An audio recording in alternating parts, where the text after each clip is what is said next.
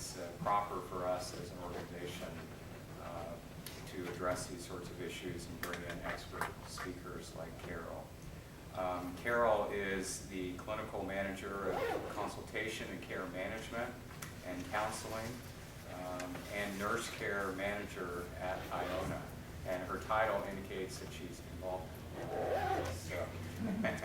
So we thank you, Carol, for being here. She provides basically care management services and is part of the larger social services team. She also does have one of her colleagues here today, and I'm sure both will be happy to answer any additional questions after we're formally done today. IONA is a nonprofit located here in Washington, D.C., which has a very interesting history, and I think Carol is going to tell us a little bit about the name of the organization and very briefly the history. But it has provided essential services in the Met area for older adults and their families and caregivers since 1975. It used to be that 1975 didn't sound like it was that long ago, but now that shows an organization that has a real history and it has really rendered a lot of service to a lot of people for many years. So as I say, this event will be taped. We ask that when the point comes for questioning this sort of thing, that you speak up so that on the videotape we can record that properly. We will distribute this to the list of those who are interested, make it available to our membership and to other organizations. So with that, I'd just like to turn it over to Carol. Thank you, Carol, for being here. Thank you, Ian. Thank you, Bonnie, for the invitation to join you this afternoon at the American Foreign Service Association. Ian has given you a little bit of information about IONA Senior Services. We are up in Tenleytown, half a block from the metro, so feel free to come and visit us at any time. As mentioned, IONA was formed in 1975. It is not an acronym. It doesn't stand for anything. The history of the name is that 3 churches got together in 1975 to form really a neighborhood collaborative to help people of all ages in the community. One of those churches was St. Columba Episcopal Church, and St. Columba himself was a missionary who emigrated from Ireland and formed a retreat colony for solace and care off of the western coast of Scotland. So there is actually an Isle of Iona, after which we are named, and we certainly hope to carry on that spirit of solace and care, which is one of our many activities here at IONA. In your packets, you'll see it's kind of arranged on the left-hand side are really the soup to nuts activities and services that we have at IONA of any kind for, as we say, folks over 60 and their caregivers in great health right up to challenges near the end of life. So there's a whole range of classes and support groups and workshops.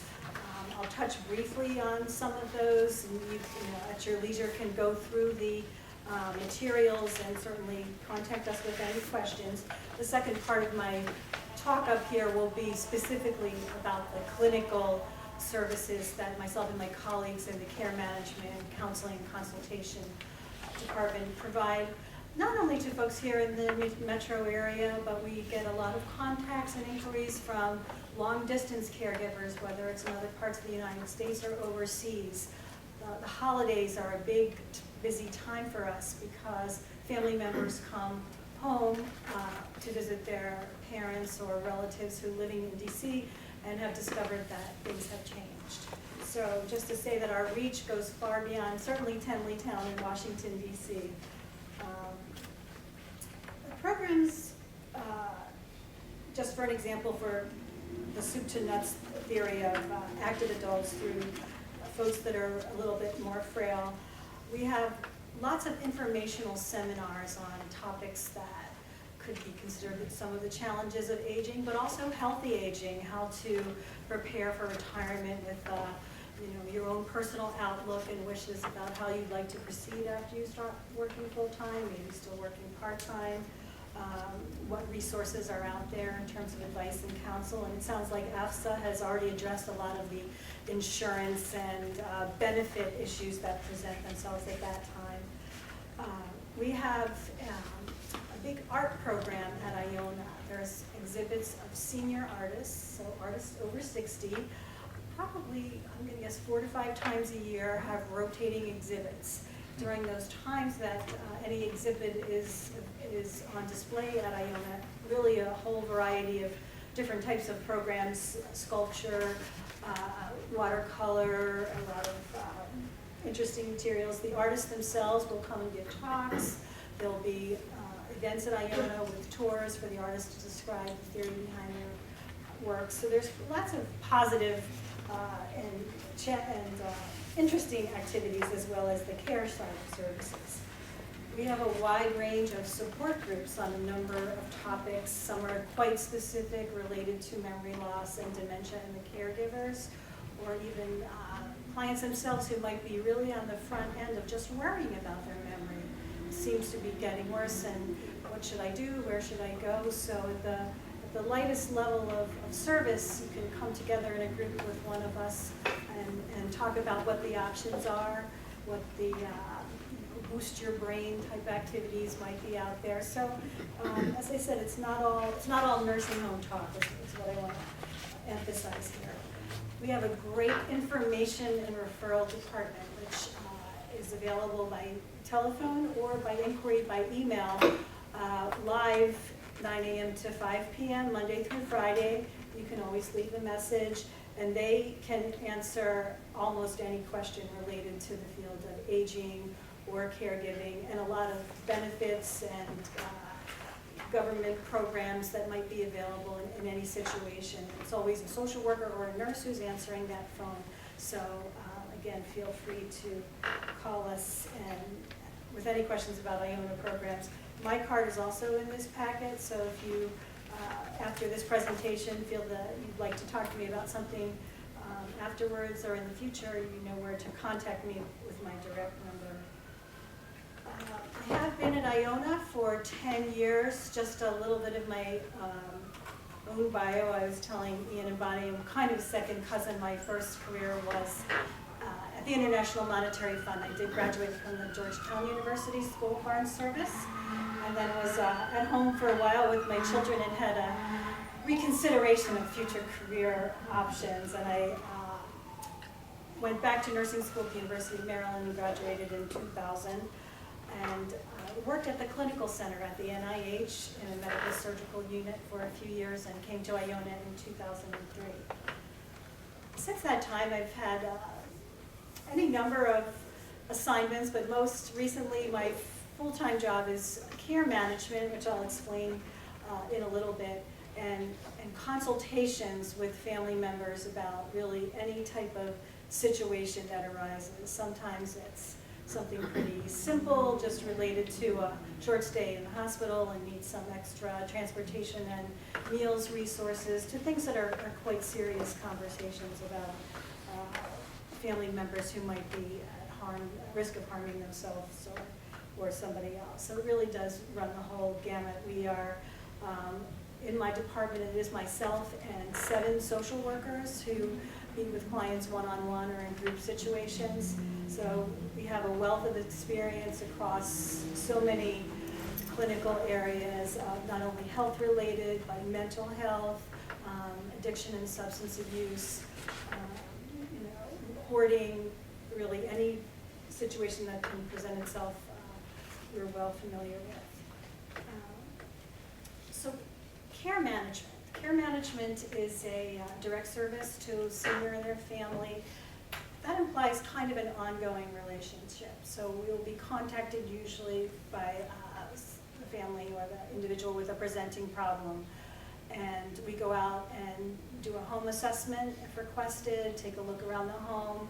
A lot of those visits entail safety concerns. If there's any frailty in mobility or special needs, we take a look around the house. We kind of, on interview, try and detect how well somebody is functioning. Are they still pretty independent, or I would say usually some episode or series of episodes has happened to reveal some type of difficulty with managing what we call activities of daily living. And that's a term when if you're delving into the senior services world, those are the benchmarks by which a lot of things are determined for functioning. Activities of daily living in their core are the basics: eating, bathing, drinking, managing medications, and mobility. That's kind of the inside circle. Peripheral to that are the instrumental activities of daily living that are driving, managing finances, managing care of the house, kind of the outer level. A lot of evaluations, and usually also long-term care insurance evaluations, will be assessed and evaluated based on the deficiencies of these activities. So when we meet with a client, that's kind of the core framework that we are working with for at least a part of the assessment, is to which degree is someone not able to function at their highest level in any of these activities of daily living. So it's useful to have some corroboration on that. I can tell you I've gone to people's homes many times, and clearly things are not going well, but they're, tell me everything is just fine, and they describe kind of how they spend their day. But through family, friends, or neighbors, we might discover that, in fact, that was how they were functioning 5 years ago, and now things have to be put in place. Our first priority in these situations is to establish a relationship, to talk with the person and emphasize to them that we're not adult protective services. We're not coming in to, tell them what to do or take over their life, and how we want to work with them is extremely individual based on their needs. We don't have a cookie cutter for every client or every diagnosis that they may or may not have. So that first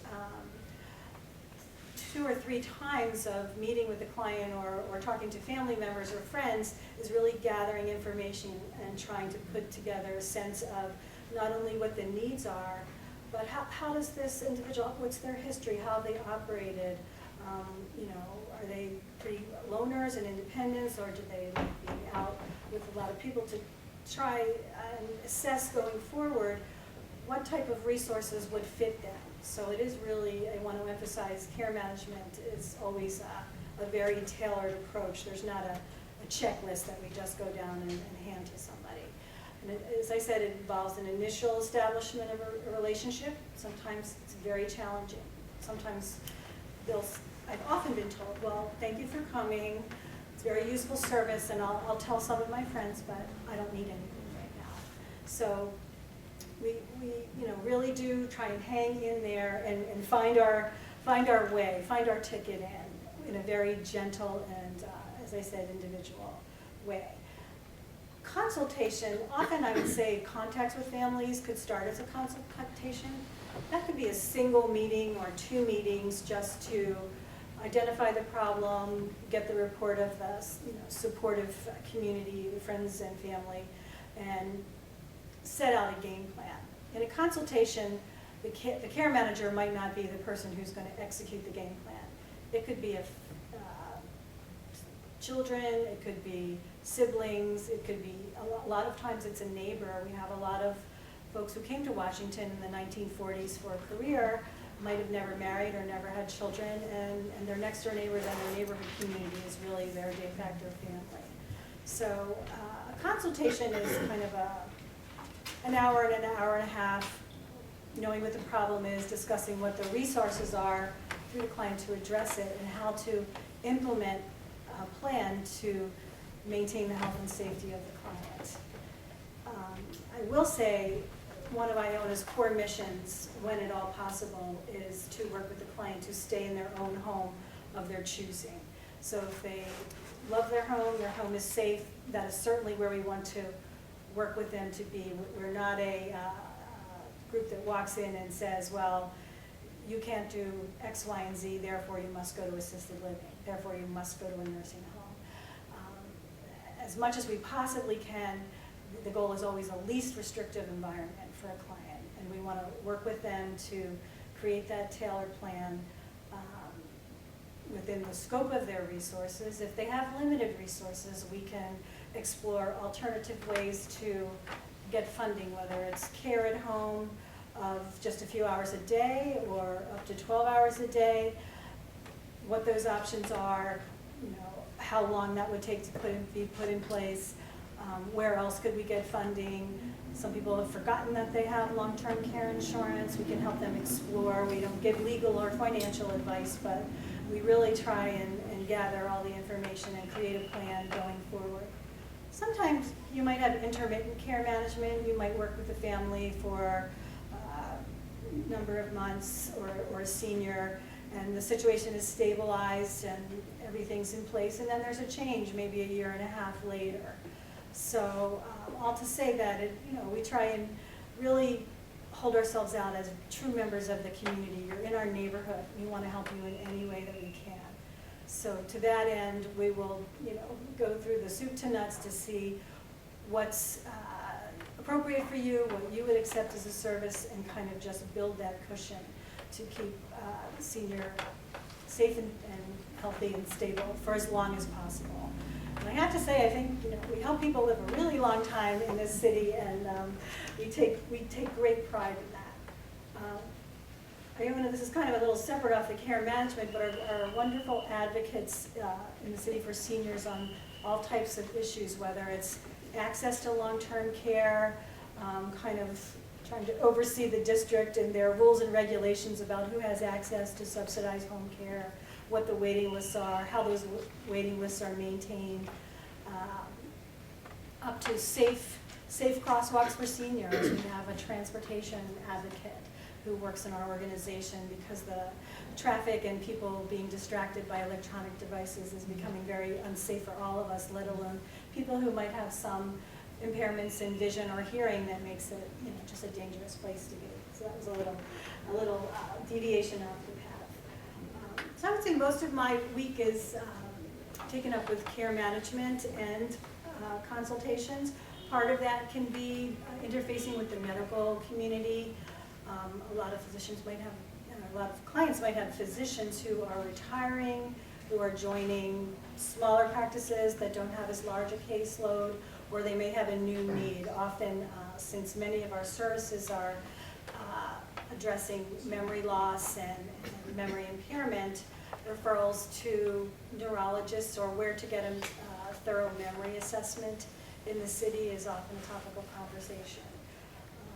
We do connections to home care of a variety of levels, whether it's one of our friendly visitors. IONA has, 40 staff members approximately, and probably over 100 volunteers that do a whole range of activities at IONA, but some of them are one-to-one volunteers for clients who might come once a week for an hour and a half or 2 hours, do the grocery shopping, help put the groceries away, or just spend some social time discussing whatever the client wants to do. Again, that's completely and largely client-driven. So looking at that as kind of one of the outer layers of services and adding on and moving in up to certainly clients who require 24-hour care over the long term. So that's, as we said, our aim is to keep them at home with the care they need as long as possible. Let's see. Oftentimes, there is a family situation with a senior, but there's a difficult family dynamic. There's individual or a couple who have multiple children or nieces and nephews, and not everybody agrees on what the plan should be. So facilitating a family conversation is certainly one of the goals that a consultation can achieve, whether it's one time or multiple times, patching in really people from around the world on speakerphone to try and get some type of consensus to build a plan for the senior. And often we may be talking about family members who have not been in contact for a long time, so there's always layers and layers of needs that are in the room and need to be attended to.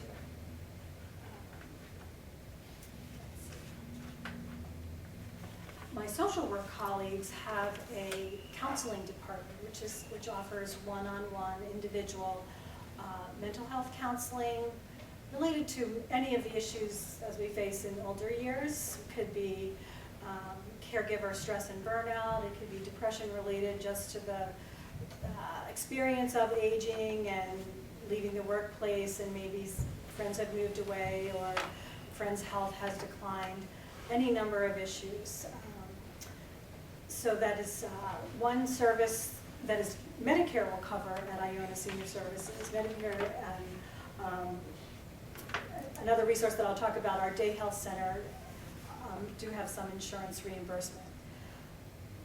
There's a large number of support groups on many topics.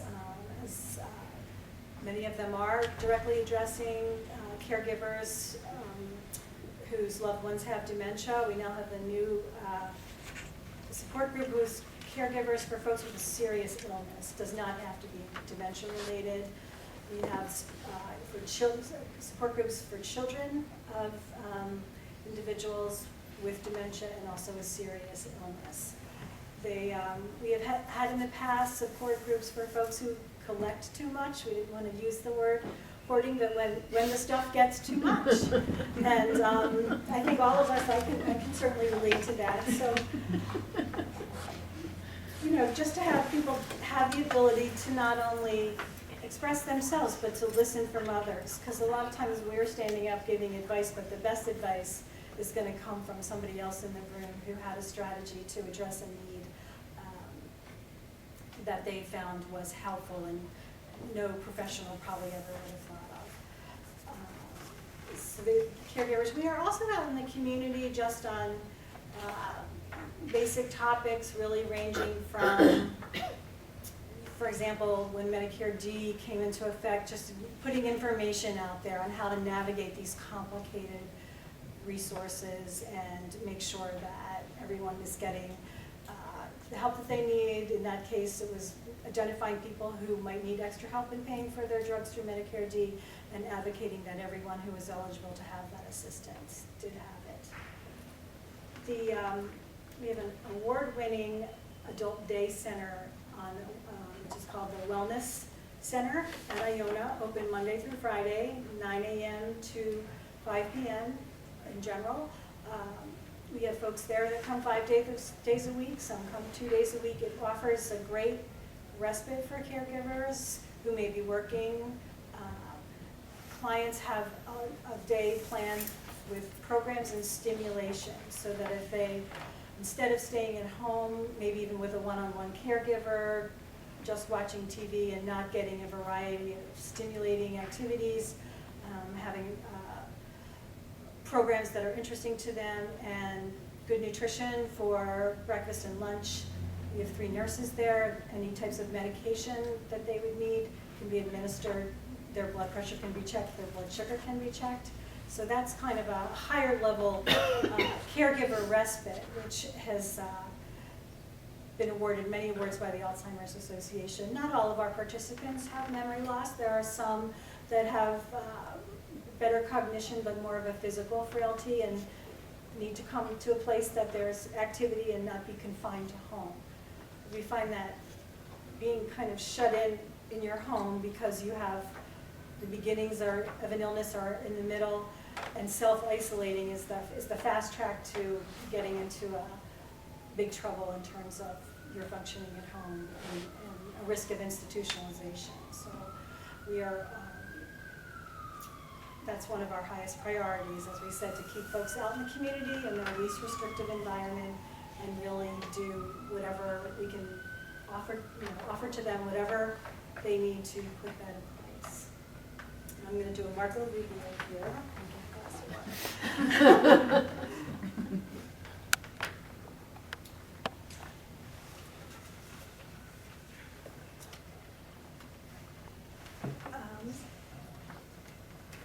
Let me just, if there are folks in the room that are caregivers as opposed to looking for resources for themselves, who would be in the situation of taking care of somebody else?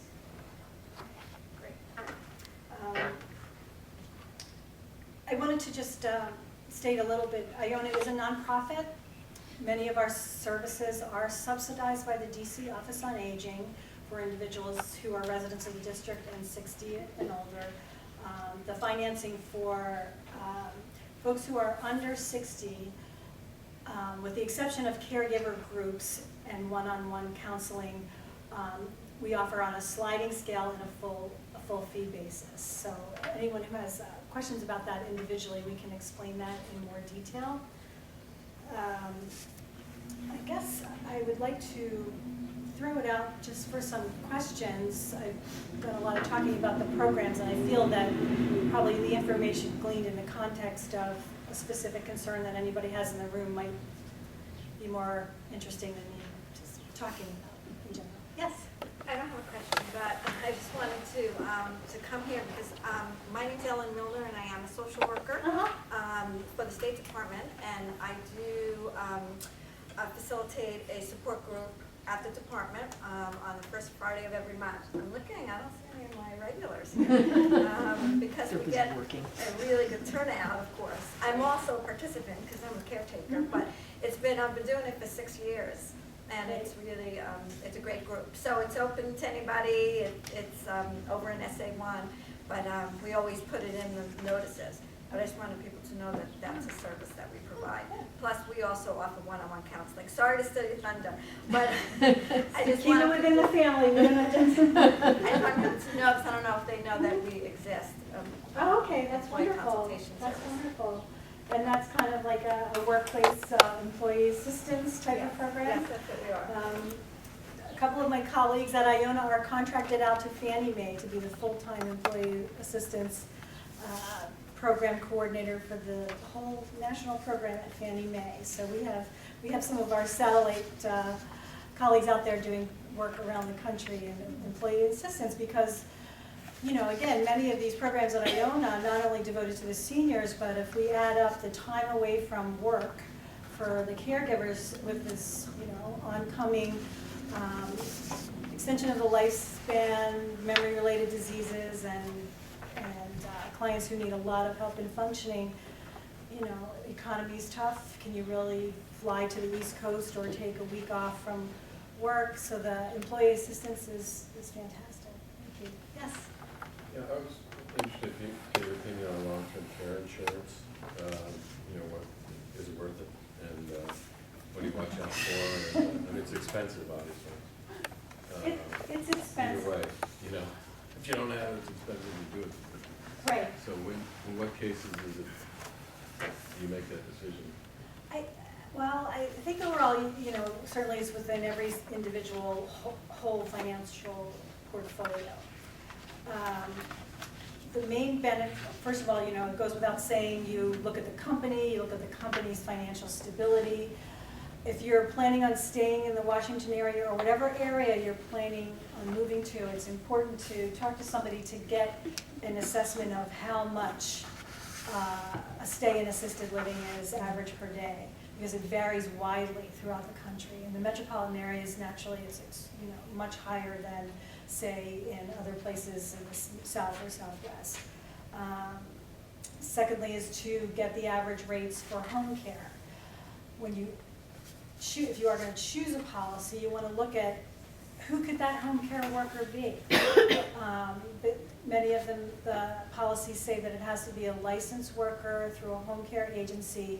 Well, the hourly average rate in the Washington, D.C. area is $18 to $22 a day.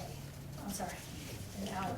$18 to $22 an hour. It could be $400 a day if somebody needs, you know, 24-hour care. Now, we certainly have clients that can do that for a short time. I would say the one thing about long-term care insurance that it does provide in whatever amount and policy you're going to choose is it does provide a stream of funds to pay for a service in the short term so that you're not forced to immediately liquidate other assets if it's the wrong point in time, whether it's the market for your house, whether it's investments. So it creates a pool of cash, but my general impression is when clients come to see us and they hear that the 24-hour care is going to cost $350 to $400 a day and their benefit is $125, sometimes they said, well, when I purchased this, I thought that, and they said per day that this would cover one day. So to have an accurate assessment, some folks really decline it. They say it would probably be better for me to go invest in some type of real estate and sell that off as I need it.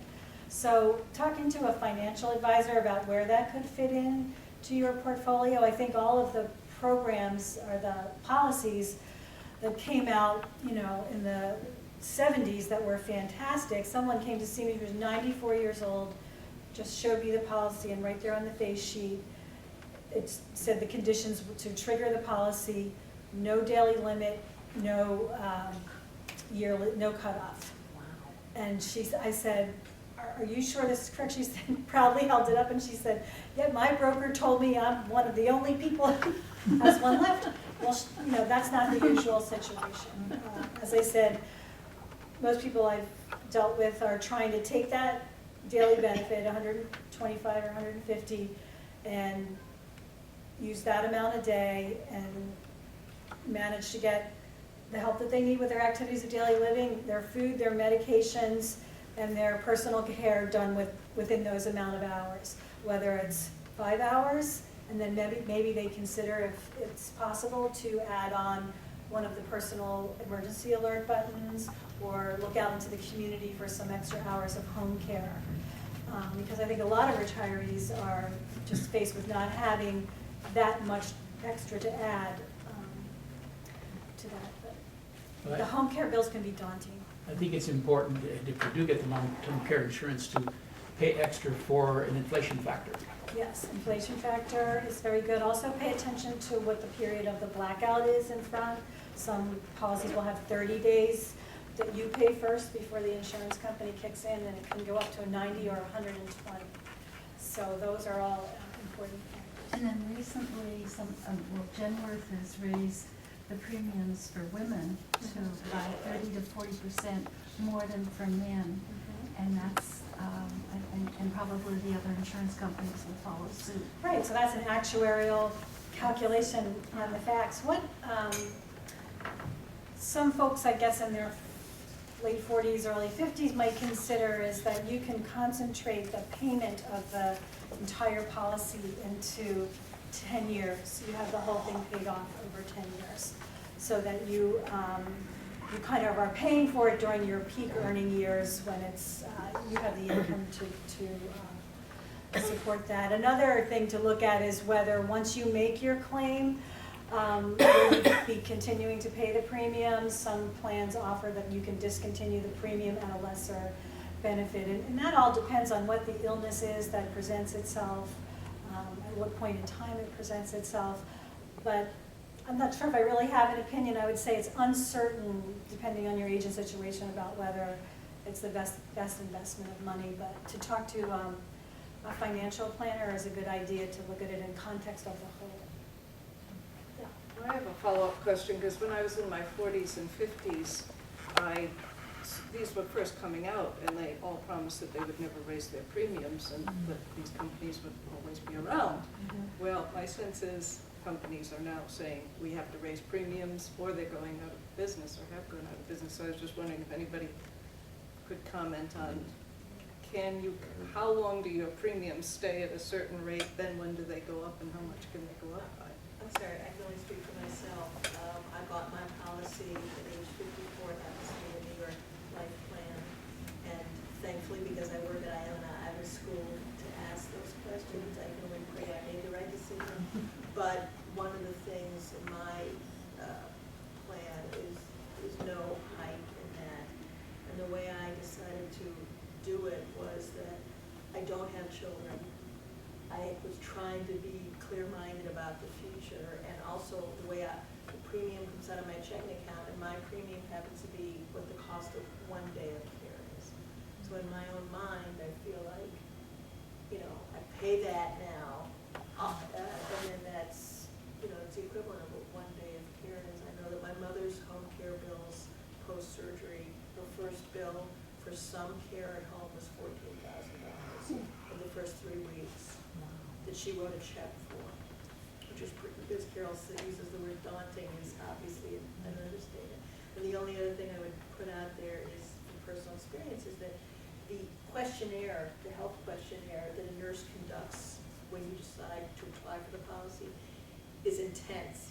And I think the younger and healthier we are when we're doing it, we can say no, no, no to everything or to most things is really another advantage. Is the policy that most folks are interested here the federal long-term care or other providers?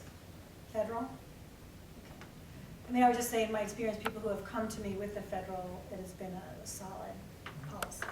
It's kind of the more commercial vendors that I think there's been a little trouble with. Well, actually, the federal long-term care insurance, the sort of inflation protected, which turned out not to be inflation protected, and it went through a very substantial jump a few years ago. And now the increase in premiums depends very much on what state insurance commissions allow. In New York, for example, they not only have lost a great number of long-term care insurance companies, but they've also seen some huge jumps in premiums. So it's becoming a more difficult question for people, I think. A lot of times this is something that we address when we have somebody who really needs a lot of care. It's really a nursing home level of care, which means they do need largely home care around the clock, or they need assisted living with a high level of extra, or they need a nursing home. And those costs can be, I think home care is probably close to the most expensive. A nursing home long-term care stay, meaning not the rehab short stay for the tune-up, approaches $9,000 in the Washington area in most of the nursing homes. And that is not like assisted living, that's the price per month. In the last few years, there have been some alternatives that have crept into the market, and they've always been there, becoming kind of below the radar, called technically small group assisted living. Not too many in DC, but right outside in Virginia and Maryland. They would be a single family home, licensed by the state, privately run by a provider. They would have maybe 6 to 8 residents. Client would have their own room, 24-hour care. That can almost cut that amount in half. So there are some great small group assisted livings that you can get good care for about $4,500 a month. Now, having said that, they are not skilled for invasive respiratory equipment, or some will consider feeding tubes, but usually it's personal care and memory care. So just making sure somebody gets their medications three times a day, or however. Oxygen equipment that is not, trach and ventilator is allowed in the home, and certainly all of the mobility devices, they have chair lifts, but that can, if you're looking at a limited pool, whether it's through long-term care or your pension and the collective monthly income, it's good not to get caught in the system, not to get caught in the hospital, to the rehab, and a discharge planner telling you this is your only option. Because we're also out there to challenge the system. There's a lot of options out there, and sometimes it does create creative thinking. Sometimes, depending on the situation, you have to be comfortable with a little bit more risk-taking in terms of how the supervision is going to occur and who's going to deliver it. But you can pay $10,000 a month in any of the nursing homes in the area and get very poor care. So really, if you're going to focus your efforts in any one direction, I would really pay attention to that issue, proceeding, whether it's on behalf of your family members or yourself, is that there's always choices out there, largely in most situations. But the timeline that facilities or doctors or hospitals want to work on doesn't allow you that time to clearly think about what your options are. So if you see any of these programs out in the community that talk about care and how to get it and where to get it, this is when it really pays to be an informed consumer, and know that you're not going to be railroaded into a situation that a nursing home is going to try and tell you that you can't go home. In the spirit of advocacy, one of my colleagues went to battle with a local nursing home. His client had an episode in the hospital and then in rehab, and they assessed that she could not go home. And he went in to inquire, and they said, well, she might fall. So therefore, she's in a wheelchair with the seatbelt in a day room. And she, had some memory impairment, but not a tremendous amount. And the quality of her life every day in that nursing home was so poor that he had to advocate with the city. There's an office of the long-term care ombudsman in every city and state that everyone needs to know about. If you have a dispute of any kind, whether it's the care you're receiving while you're there or what the discharge plan is, you have recourse. So it took 3 or 4 months to bring this client back at home with help from the Medicaid waiver, because she did have limited funds, and through Mary Che's office, but she's at home now. Of course she could fall. She has fallen at home. You can fall in the nursing home. You can be in the nursing home and need personal care and be unattended for hours.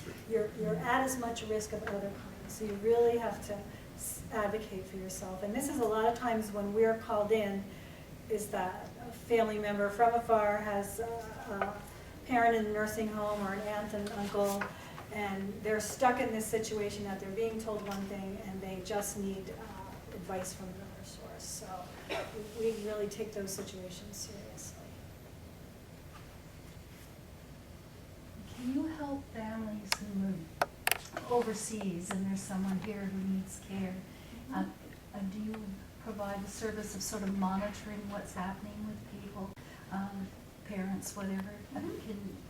We do. So that often occurs. Sometimes the child comes home for a visit in the summer or a holiday and really sees that, something needs to be set up. So, that would be a visit, usually a home visit by a care manager. Again, as I described earlier, do an assessment, kind of create an initial plan after identifying the needs. And I would say the usuals are some way to get regular food and meals in the house. If there's medications that need straightening out, to set up a system to monitor them and make sure the client is able to take medication safely, and oversee transportation to medical providers. It would start there, and then kind of add on, we're in constant email and phone text conversation with every sibling or child wherever they are. So it becomes a close relationship, and the electronics actually, even we have some social workers who can use the FaceTime very effectively to kind of bring them in so that they're actively involved. They're just at a long distance.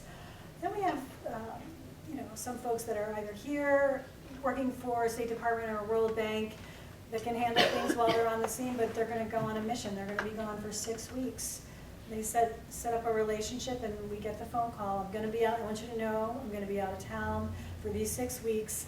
So kind of, it's your turn. And we set up the communication pathways, and we always make sure we have powers of attorney and advanced directives all in place, so that if we have to substitute and facilitate transmission of that information, we always have that. But that is kind of one of it's not an unusual situation just because of Washington, D.C. I would say that there's often somebody long distance and multiple time zones away.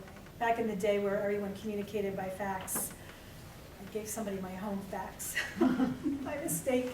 In the middle of the night from Tokyo, it would just be churning out these pages, and I just didn't want to get out of bed in the morning. That's just a little thing. Do you have any involvement with or views about retirement communities? The ones where you start out sort of independent, maybe in an apartment, even a house, and then there's the next stage of assisted living and a next stage, which finally leads to medical care, et cetera. Yeah, we certainly have knowledge of the ones in the area. We actually, probably about 5 or 6 years ago, went and spoke to the 1818 Society about care management. But the rest of the panel, they had kind of an internal research group that did a fabulous job of going and vetting out every detail of about 8 continuing care communities in the greater Washington area. I think one was out in Annapolis and one further out in Northern Virginia. And I mean, the detail was extensive. I think that, they're a good choice for some people. Some people like the feeling that they can, usually many times with a large down payment, know that they have secured care through all of the levels. recently, it seems that when clients do have hesitation about that, it's not so much about the financial part, which is sometimes daunting, but they're used to living here downtown in the city, and Riderwood is beautiful, but it's far away, or you know, it's just, they think it looks good on paper, but when they're ready to move to a more pastoral setting, maybe they're going to stop driving at that time. They're sometimes worried about, you know, keeping in connection with their friends. On the other hand, some people absolutely love it. One thing there to know about is that there's an organization called CARF, C-A-R-F, that evaluates the continuing care communities on their kind of financial health and the services they offer. So you can kind of get an independent auditor feedback on how stable the communities are. Yes, Karen? Is that a nationwide program, CARF? CARF, yes. I think if you just typed in CARF International. Now, having said that, when you look on the list for DC, there's 2 facilities on it, and one is the Knollwood, which is exclusively for the military families. So, you know, for whatever reason, the local DC facilities have not met their standard, but in that website, they give you lists of questions to ask continuing care communities when you go and visit and are getting kind of your due diligence underway, that are great. So it just has a lot of independent advice for how each individual can personally evaluate. We always say that before you sign any contract, that you have an attorney look at the contract. That same question that we talked about for long-term care kind of exists for continuing care. What if the company that owns it, or goes bankrupt? What happens? So I think that it works out well for some people. It's really kind of an individual choice about moving to a place where, even in maybe not so much independent, but assisted, you're kind of choosing off a pre-selected menu of activities, of food, of things like that. And I find one thing is that the folks who have lived and worked their whole life in Washington are pretty independent. When you say the communities here have not met their standards, do you mean they're just not cooperating, or they have failed the test? I don't think it's so much that they failed the test. They might not have the whole range of services that they expected. When you go further out, kind of into the Virginia suburbs, there's some more. I mean, I will tell you just anecdotally, we've had plenty of clients move to Riderwood, or moved to Green Spring, moved to Northern Virginia, and even in town, Ingleside has a pretty large number of Foreign Service retirees. Maplewood Park Place has a pretty large contingent of Foreign Service retirees, and they're happy with their own choice. But CARF can kind of give you the framework on which facilities should be evaluated. Yeah. For the these in-home assessments that you do you have to be located in the district, or do you do this throughout the area? No. Let me go back and talk a little bit about the care management part of it, or start with the consultations. The consultations are all fee-based wherever, DC, Maryland. We do not have social workers or myself licensed in Virginia. So Virginia families can come and talk to us at IONA, but we don't go out into a home in Virginia. We have a list of Virginia care managers that we're happy to refer you to, that are our colleagues. So in that respect, the fee for a home visit or a 1-hour consultation at IONA is $150 per hour. Normally, a home assessment might be closer to an hour and a half, or more complicated, an hour and a half, 2 hours. Usually a consultation is about an hour or so. But so Virginia and Maryland. Within the district, there is a formal DC Office on Aging provided care management program for seniors who are at risk of their own health and safety, living at home. If you are a resident of DC in our service area, which would be largely west of 16th Street, over the age of 60, we have a waiting list for social workers who can work with a social worker through the DC Office on Aging. So that can be arranged just wanted to point out that the numbers that are on this, all of our publications will have a phone number for information and referral. Any service that you want to find out more information about, and they will tell you the exact requirements for home assessment or care management provided by the Office on Aging, or the fee-based, and they will help you schedule that if that's what you would like. Also with, we have some other programs that have some eligibility requirements. We have homebound meals for folks who really can't even do any of the shopping.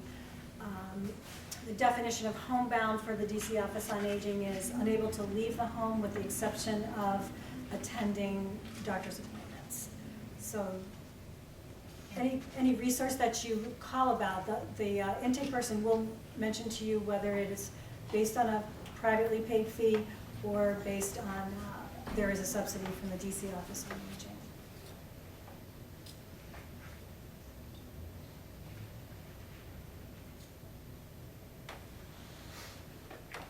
Have you worked with any of the Aging in Place associations here in Washington? We have a great, I want to say recent, but really not so recent, Aging in Place movement in Washington is through the neighborhood villages.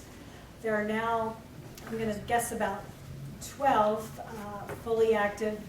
The village was a concept started in Boston, Massachusetts, in Beacon Hill, where the whole neighborhood would come together, folks who are older and younger neighbors, to provide volunteer services and assistance to seniors to help them stay in the neighborhood as they aged and not have to feel that they needed to move out to a facility or an alternative living environment. So the first one here in the city was Capitol Hill. Now there are a whole handful, or even more than a handful. DuPont Circle, Cleveland Park is underway. Palisades is very well established. Coming right on up, Northwest Neighbors Village is Chevy Chase, DC, and American University Park. Woodley Park, I think, yes, Woodley Park has a village. Glover Park has a village. On the Maryland side, just over the line, Chevy Chase at Home covers Chevy Chase Maryland side. So some of the services that they can offer are rides to doctor's appointments, kind of friendly check-ins. During the winter and the fall, they can have volunteers rake leaves, shovel snow. They have kind of a vetted list of plumbers, electricians, and home repair service providers whom they've vetted. So if a senior has a repair that needs to be made, they can not only refer them to that provider, but if a volunteer needs to come into the house to kind of seal the deal and help the senior understand what work is going to be done, the senior is going to pay for this to the electrician or to the plumber.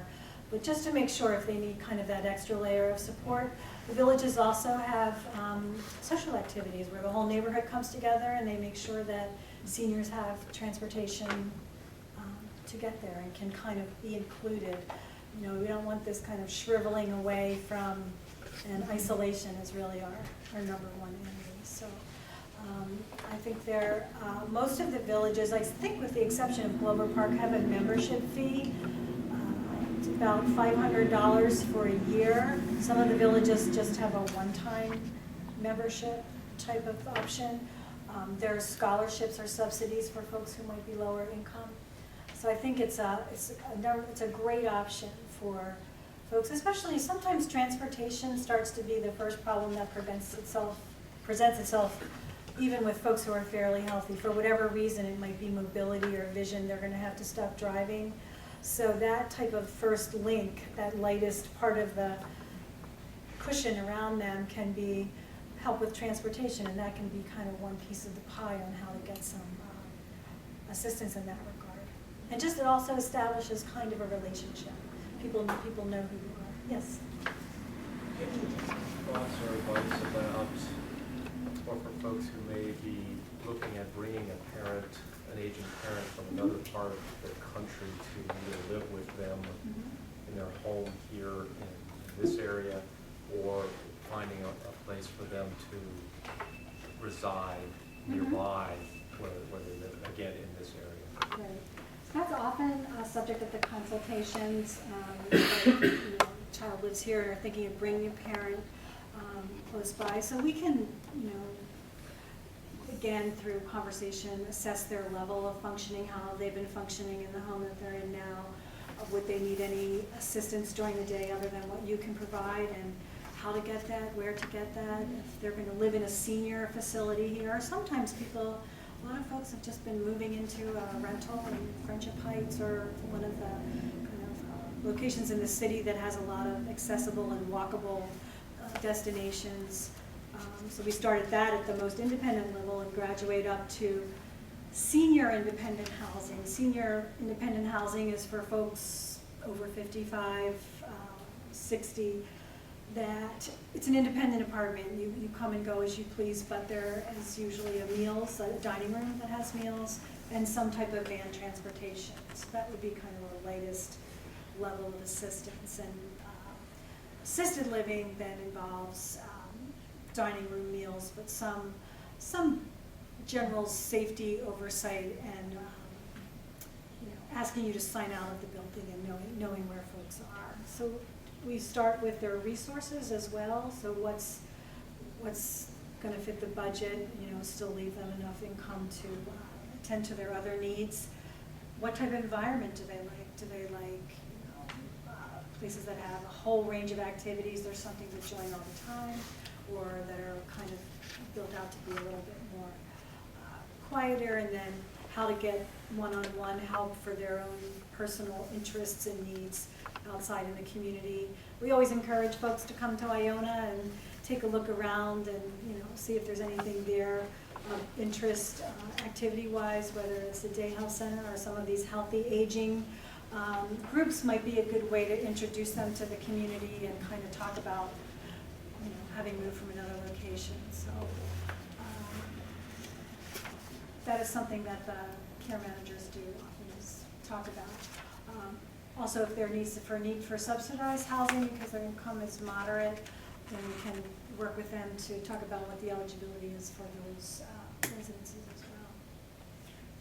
Just follow up, if you've already been tagged as the future caregiver, is it useful to begin a conversation with your parents along the lines that we've been following here, and basically outline what kinds of financial resources will be available when this time comes?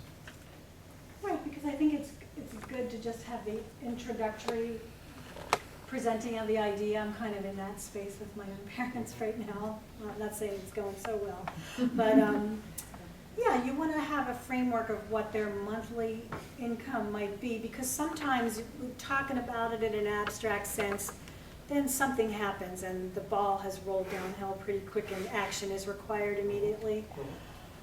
So there's a couple options when that happens. If something really seriously happens, some of the local facilities will offer a respite stage. You can come and stay for 2 weeks in one of the assisted livings while you're figuring out what the long-term plan is going to be. And I think that's kind of seems to be a secret that people don't, they think that you have to, you know, arrange these things months in advance, put a big down payment down. But truth be told, most of the Sunrise facilities and some of the Springhouse facilities, you can, in the summertime, maybe stay for 5 days if that's what's going to hold something together. So, but I would say the conversation needs to just have a general idea of their income.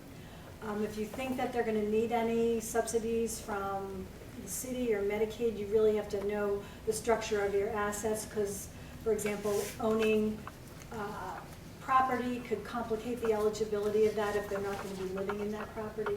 So, you know, it takes a little navigation through their resources. But I would say that there are, you know, there's certainly a handful of facilities that are not over the top in terms of the senior independent living or assisted living costs. They're meant for moderate income, which is a good thing because, as I say, you know, we've had clients come from Winston-Salem, North Carolina, in their 3-bedroom independent living unit that cost $1,800 a month, and when they come here with their children, they're gonna get a studio or a junior one-bedroom for that, it's hard to believe, and then we have to discuss that the benefit is that, you know, their needs have increased and now they're closer to a child, and so facilitate that conversation, but you know, it's often a shock about the cost. There are some HUD-supported independent and assisted livings in DC, Maryland, and Virginia, so knowing kind of what the income eligibility is, I would say for moderate income, it's about $40,000 a year in income. So, if, you know, we have folks that might have, I just had a gentleman come in and his pension is $60,000, which she puts him in the middle, but the really expensive places, that's not going to be enough, but the places that have a moderate income subsidy, he's over income. So, it's, so gather as much information as they're willing to give and kind of create your spreadsheet so that before we have a consultation, we send out a pretty detailed questionnaire that the client or the child can answer so that we have a jump start to the conversation and don't spend 25 minutes getting all the demographic and financials. So just having that to work with to narrow down which facilities you should go out and see if you could visualize them, you know, doing well there. And not wasting time on things that aren't going to work out for their situation, maybe just financially. Yeah, I was just going to add something. I don't know how far along, but I know for me, I was put on the bank accounts. You know, you just don't know. One day you could have a heart attack, and we didn't have a chance to do that. Of course, I guess some parents, you know, their independence is what's so important, and they don't want to do that. My parents were just happy to do that, and I really needed it. Bank, my mom's in Florida, and the bank actually called. My mother has a caretaker, but I guess my mother and the caretaker went into the bank like 4 times one week, and they thought that was really weird, and they didn't know what was going on.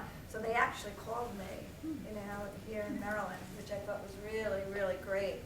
But just knowing then, right, that somebody else is involved. But it depends on what your parents, of course, will agree to. But I think a conversation about these things is really important. Because I've had a lot of people in the group say, I thought I had time to do that, and then something happened, a stroke, whatever it was, and they didn't have the time.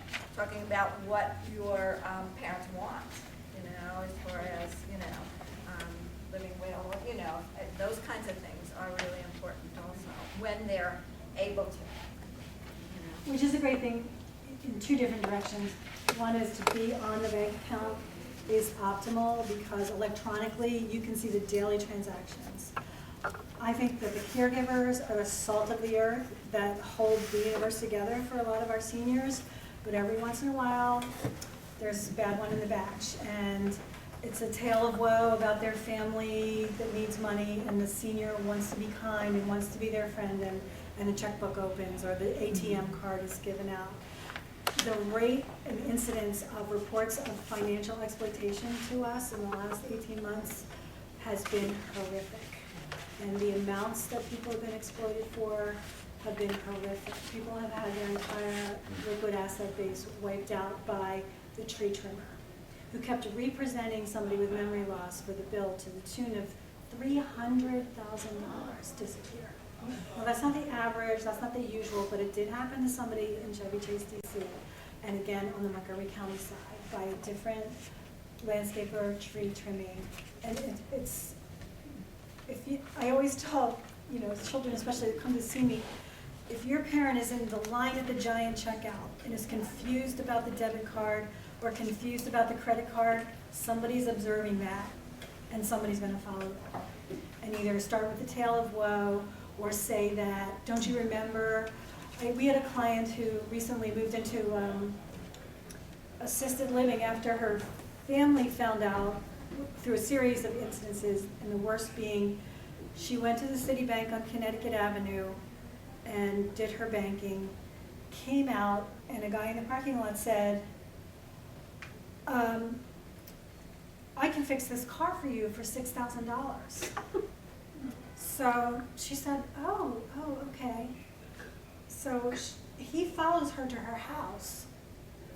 She goes in the house, he purports to like take some dent out of it. And he said, okay, well, I'm gonna drive you back to the bank and we're gonna get the money. So she gets in a car with him in his car, they go back to Citibank.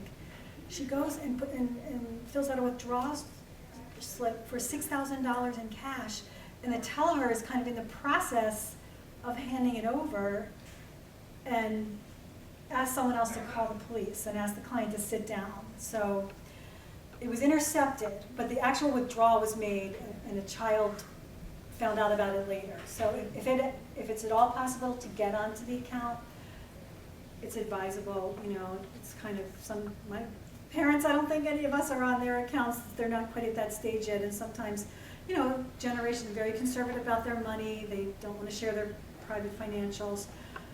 But a lot of folks think because that they may come from out of town and they have a financial power of attorney that they can really walk into the bank at that moment and they're going to convert. It's very difficult. It can be done, but if somebody's sick and in the hospital and can't speak to the bank, it takes much longer than if your name is already on the account as kind of a joint account or a power of attorney account.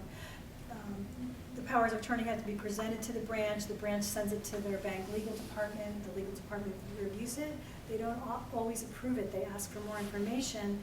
If you have somebody in the hospital or in the ICU, you're not going to get that information, so you're kind of in this no man's land, at least temporarily.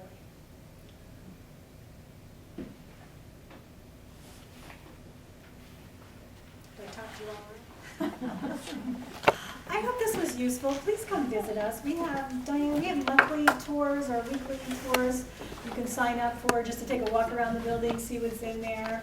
You can call about any of the services, community or clinical, that you want more information with. My card is in the packet.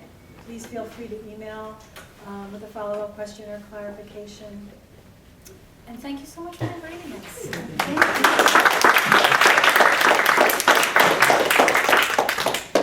Words here at the end as well, that if you have any questions for AFSA staff, I'll principally point out here Bonnie Brown, who's on brown@afsa.org.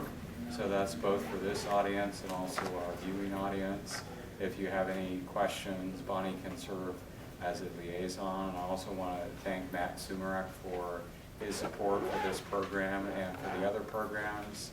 And also recognize AFSA has had a very strong and good relationship with the Senior Living Foundation, and we appreciate the work that we do with them. So I encourage you to look up the Senior Living Foundation and all the good work that they do for the Foreign Service. So thank you very much for being here. Thank you. Thank you.